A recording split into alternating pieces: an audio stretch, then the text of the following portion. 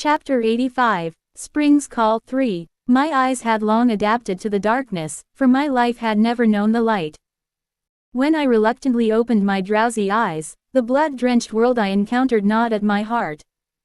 One image, in particular, was deeply etched into my mind, the moment I opened my eyes to find myself driving a knife into my brother's heart.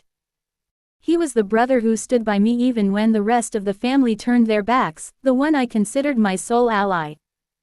And yet, even he could not resist the cursed blood that drove my hand to betrayal. Coughing blood, with his eyes bloodshot, my brother looked down at me and spoke. With teeth grinding and blood vessels bulging in the heat of his voice, perhaps he was cursing me.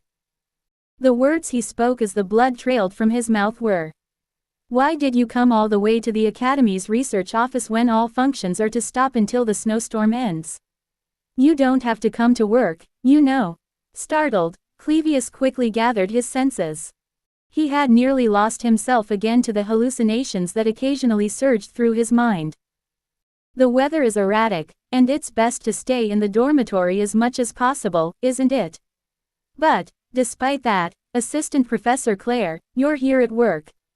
The youngest professors have their destinies, you see Tilda. We are fated to work until our very limits, Assistant Professor Claire hung her head and sighed deeply. The sky was gradually filling with lush clouds, and soft flurry of snow began to fall intermittently. It resembled a cozy winter scene now, but the snow and wind would intensify in mere moments. Achen Island was busy preparing for the storm, and the Laplace bakery had also entered a temporary closure. It was a regretful oversight not to have stocked up on snacks beforehand. About that thing you mentioned before, the academic assistant position. Quote, Clevius got straight to the point, foregoing any preliminaries. Becoming a full-time member of the research office, it's not a bad idea, Tilda. Since we've expanded our staff, everyone should be able to handle their duties more easily. Quote, that's not it. I think I'd rather not take part in it at all. Quote, why all of a sudden? Did you receive a better offer from another research office? No, it's not that. Clevius hesitantly murmured in a quiet voice. The conditions are generous, but I'm not interested in taking on such responsible tasks. I came to tell you that. Why, you're quite diligent and capable of handling your assigned tasks, aren't you, Clevius? Well, that's because it's mandatory, and beyond that, I don't like taking on roles that demand more responsibility or capability. Clevius swallowed dryly and spoke with conviction.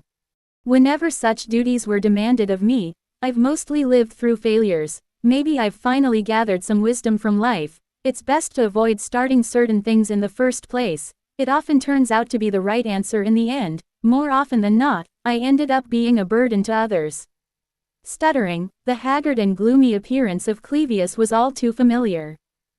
I thought maybe you were receiving better treatment elsewhere or had an offer from another place. Quote, it's not that. I'm not qualified for that, and the treatment here is really good, and I like it, but... Really? So, you could do it if you tried? You mean, yes, technically, I could. In front of the faltering Clevius, Assistant Professor Claire blocked his escape with a carefree, wide smile. Then do it. Quote, even as the familiar Assistant Professor Claire, it felt like no further argument would be tolerated. Clevius, perspiring anxiously, could not respond further. Magical abilities detail. Grade. Skilled magic student specialty. Elemental common magic. Quick casting LV10 mana detection LV10 fire elemental magic. Ignition LV16 wind elemental magic. Wind blade LV15 intermediate magic can now be learned. Spiritual magic. Spirit Empathy LV13 Spirit Understanding LV13 Spirit Manifestation LV4 Shared Senses LV3 Spirit Slot. Subordinate Fire Spirit Muck Empathy Stage. 3 Spirit Summoning Efficiency. Good Unique Enchantment Skill. Grace of Fire Temporary Immunity to Flame Surge Explosion Minor Explosive Magic. Fire Magic Ability Enhanced Spirit Slot. Higher Wind Spirit Merelda Empathy Stage. 1 Spirit Summoning Efficiency. Very poor unique enchantment skill. protection of the storm, periodic neutralization of damaged rising air current, intermediate wind magic. Wind magic ability enhanced spirit slot. Empty new spirit slot, empty. Looks like I should try bonding with a mid-tier spirit soon. The next day, Yenika, who seemingly recovered her spirits, arrived at the camp, her face glowing. Only yesterday, she had been listlessly wandering with a sullen face, but today, she was completely revived, sitting cheerily around the campfire. The difference in her demeanor was tremendous. Yenika, you seem to have gotten your energy back. Quote, Ed, you make it sound like I was completely down. Quote, well, weren't you? Just the other day when you came to the camp. The other day? When was that? I forgot. Yenika raised her voice in a fluster, fanning her own face. Apparently, the memory of showing up at the camp with a deathly pale face, draped in blankets, was too embarrassing for her to bear. Back then, my response also felt emotionally charged. Seeing her shivering and hugging her knees, looking like a lost rodent, made it hard to leave her alone. Perhaps it's because Yenika is a character who steps out of the scenario. I feel my heart softens around her. After all, she's the only friend of my age whom I genuinely interact with. Is this level of social interaction enough for me? The thought inevitably crosses my mind. Maybe I need to widen my circle of acquaintances. In the end, the reason I'm surviving in this forest is to live a better and more comfortable life later on. While I might have achieved some degree of martial success, I'm still insignificant compared to the core members of the scenario, especially since everyone's growth skyrocketed from the third act. I had to actively keep up. Financially, I've always been struggling, and if my social circle is narrow as well, my journey still seems far from over. Above all, Sylvania Academy is an unparalleled environment to meet all sorts of nobility freely. It's a wasted opportunity I cannot afford to discard, even though I've not made the best first impressions and things haven't been going smoothly. Still, having Yenika is a boon. It's just some minor misunderstanding with a friend. Yes. Quote, is that so? Yes, it's incredibly trivial and nothing to worry about, Ed. It's all been cleared up now, and we're good again. Smiling brightly, she indeed looked like the old Yenika, and I felt assured. Anyhow, Ed, I knew about your contract with Merylda, but it did seem odd. You still lack the skill to handle a high spirit. Quote, I had to resort to some tricks. Quote, did Merylda not mention the ring? It was intriguing that the chatty spirit kept certain secrets well guarded. I was keen to keep the details about the Phoenix gold ring left by Professor Glass to myself, but I pondered whether sharing it with Yenika seemed reasonable. After all, she had been a great help with my training in spirit magic, and besides, the fact that I could contract with Merylda with this amount of magic power was unusual on so many levels that I couldn't hide it. Yenika wasn't likely to gossip, and as a trustworthy comrade, it shouldn't be an issue. So, I meticulously explained everything about the Phoenix gold ring left behind by Professor Glass. Yenika listened attentively, sitting neatly before nodding in understanding at the end. Then Ed, you are unable to use magic for now. It'll be difficult to contract with a mid-tier spirit right away. Quote, the magic will come back around the start of the semester after the break. Quote, a contract with a mid-tier spirit is needed. I knew this without Yenika having to tell me. If Muck is a rifle, then Merylda is a tank. The gap between the powers of a rifle and a tank is far too wide. Merylda is a high spirit that I've contracted with by force and is beyond my level of control. A single summoning drains my magical power completely, leaving me defenseless. I had to pour all my mana stones and ask for Lucis' help to barely manifest it. It's too strenuous to handle Merylda alone. She can be used as a trump card in dire situations but is not a spirit that can be casually summoned at will. Even Yenika, unrivaled in spirit magic, carefully manages her mana when handling high spirits, and that speaks volumes. Congratulations on being able to handle a high spirit, Ed. Among spirit masters, the day you make your first contract with a high spirit is called your second birthday. Not many spirit masters can even contract with high spirits in the first place. Quote, I can handle various mid-tier spirits well enough to be considered a veteran. I've indeed grown a step as a spirit master. Quote, you used a trick to do it, though. Hee hee.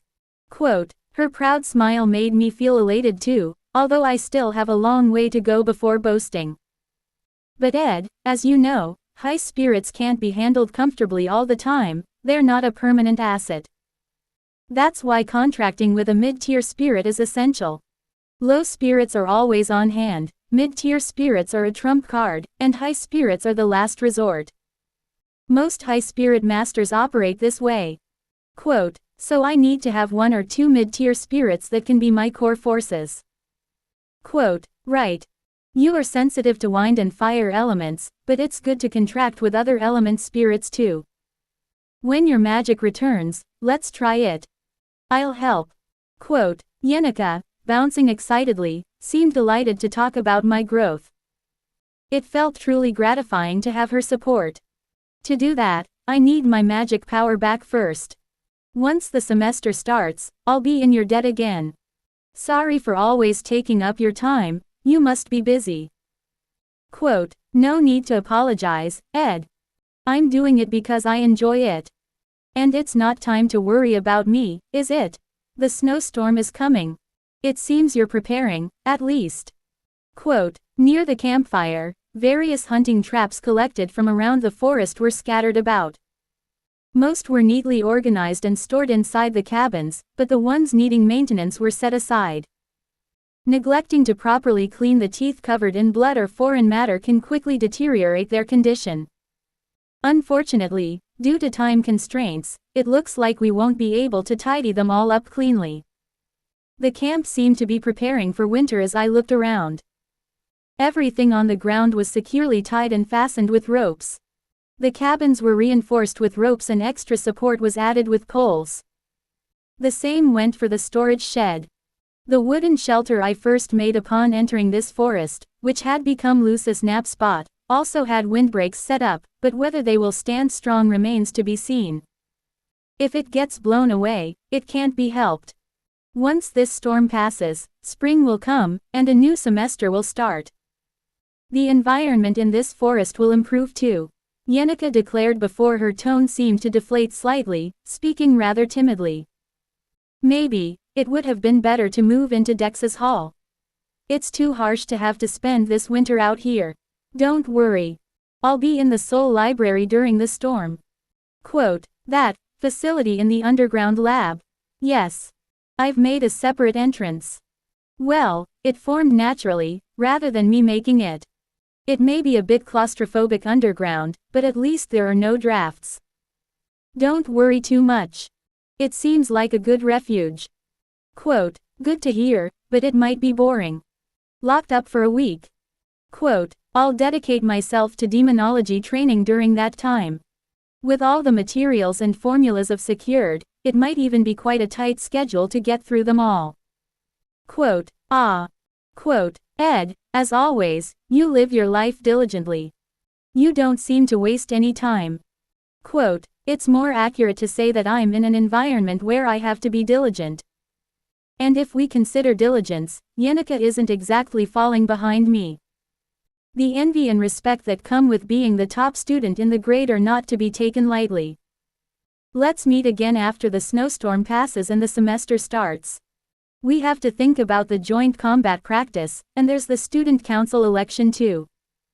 Being the top student, you're bound to attract attention. Quote, even if I didn't, people are already trying to feel out whom to support. There seem to be quite a few candidates. Honestly, I'm not sure about it all, so I'm trying to stay neutral.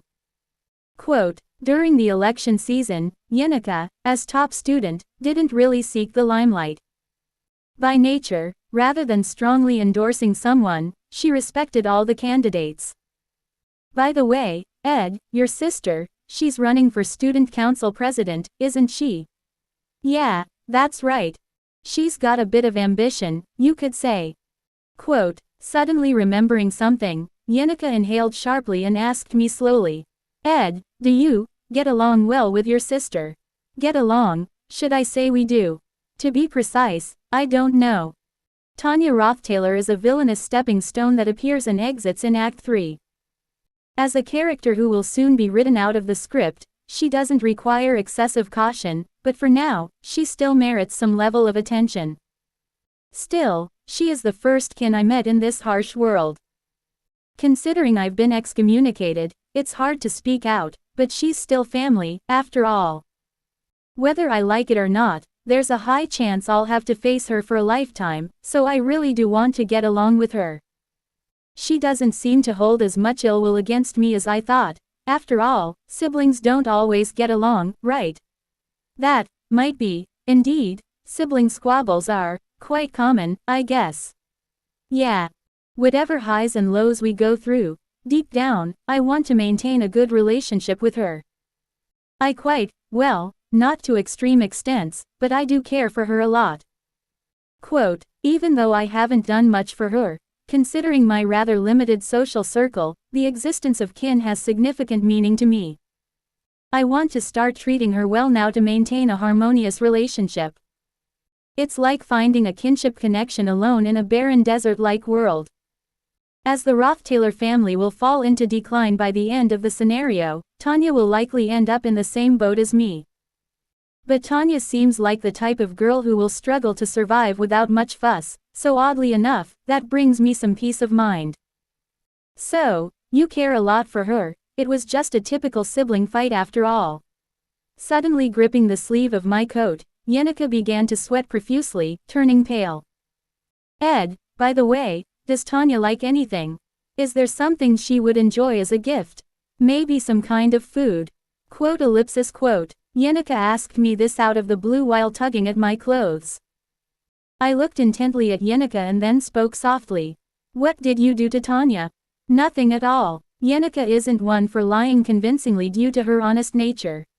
It took her about 3 seconds, sweating profusely, before she confessed, though she made it sound much more serious than it was. The blizzard has been raging since dawn. Unless there's an urgent need, please refrain from going outside, and if you absolutely must attend to something, inform us through a maid. Quote, a maid from Ophelia's hall, her uniform crisply ironed, nodded quietly and left the room. The howling winter wind echoed eerily.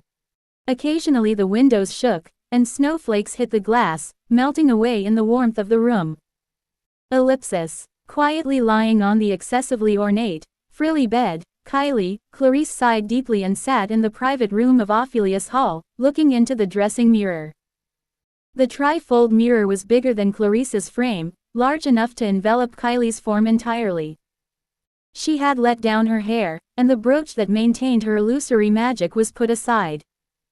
The brown of her hair quickly faded, revealing the shimmering silver strands flowing down to her waist. Clad in the protection of saintly magic, and capable of wielding powerful sacred magic, Clarice could fend off threats of violence. But survival through the harsh cold and potential danger? That was an entirely different matter. But the fear of her identity being discovered, that was more terrifying than any danger of the wilderness. A mishap here could merely result in getting lost within Akan Island. There were plenty of buildings and facilities to find shelter from the cold. All right, I can't just sit by. Clarice thrust open the window. Whoosh! The biting wind sliced across her pale cheeks, her silver hair fanned out with the gust. Click! She closed the window again. It was terrifying. Too terrifying. Ed was scary, darkness was scary, the cold was scary, being stranded was scary. Regardless, the words of the romantic, Adele, began to float back into Clarice's mind, overcoming the fear of the unknown and always pursuing freedom. Claire knew that Anise wasn't lying.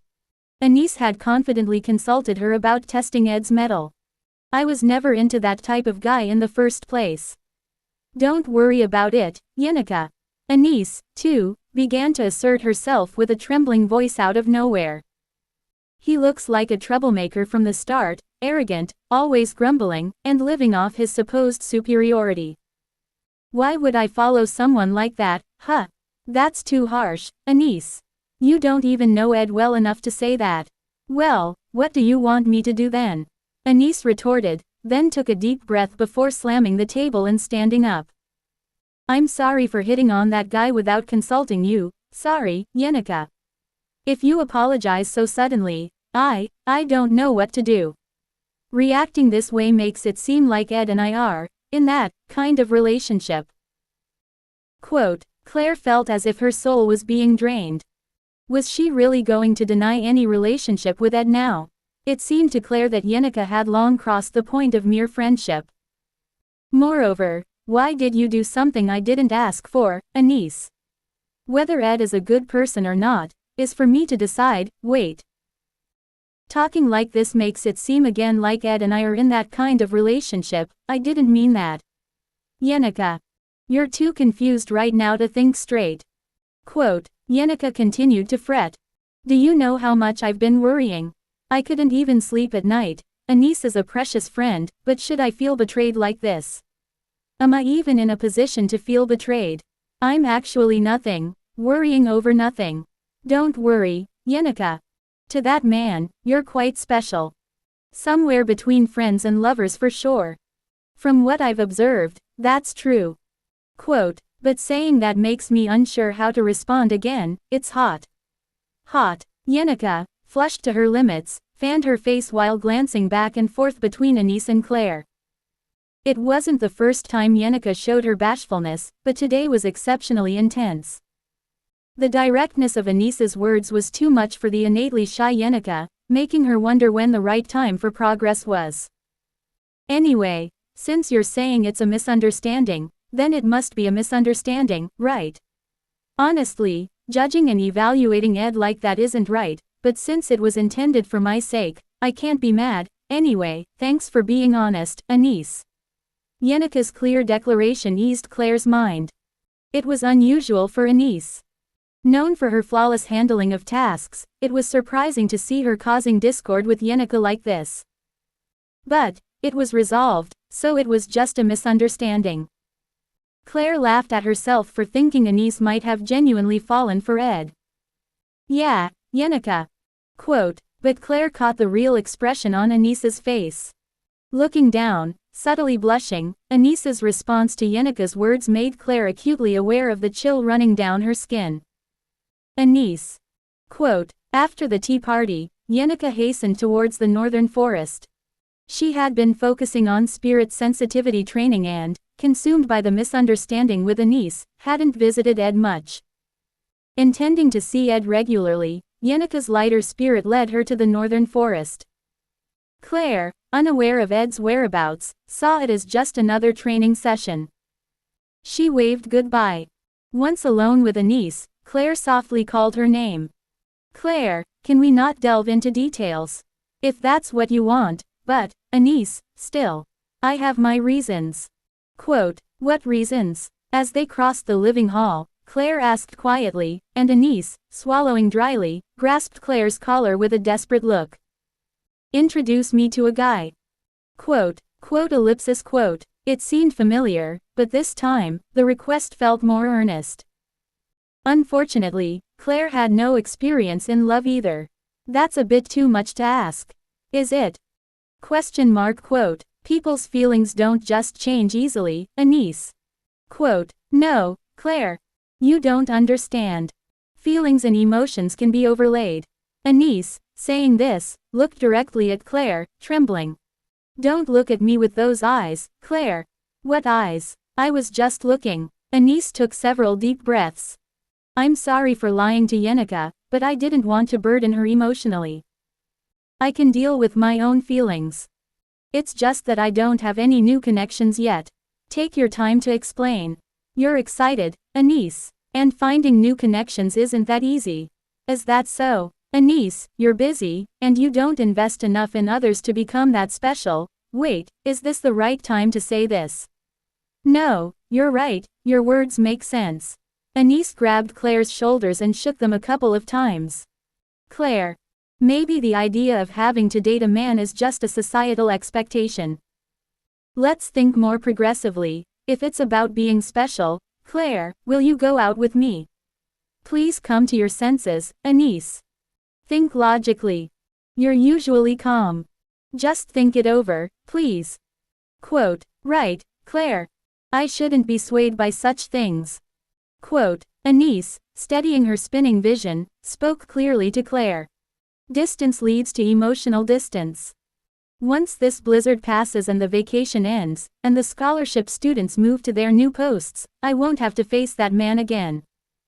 We hardly share any academic interests besides elemental studies, so our classes will be different. I just need to get through until the scholarship duties end. Yeah, just until the scholarship students leave. The scholarship students will continue working with me as student assistants throughout the semester. The next morning, as the students gathered in the lab, Assistant Professor Claire, mimicking a trumpet, announced. Clevius and Yenica have been diligent, and especially Ed has been very proactive and skilled, so it seemed a shame to transfer him to another lab. Quote, Claire, looking utterly relaxed, bit into a tart. Since you'll be closer to student assistant status, there'll be more scholarships, and the atmosphere here is more comfortable than in other labs. Welcome everyone. Quote, Claire's lab indeed had a favorable working environment, with the professor lacking any sense of authority. As the students seemed to accept this, Anise, sitting alone at her desk, held her face in despair as if she had lost her country. If you want to have more videos like this, then like and subscribe to my channel, and have a nice day or evening or night. I will see you soon.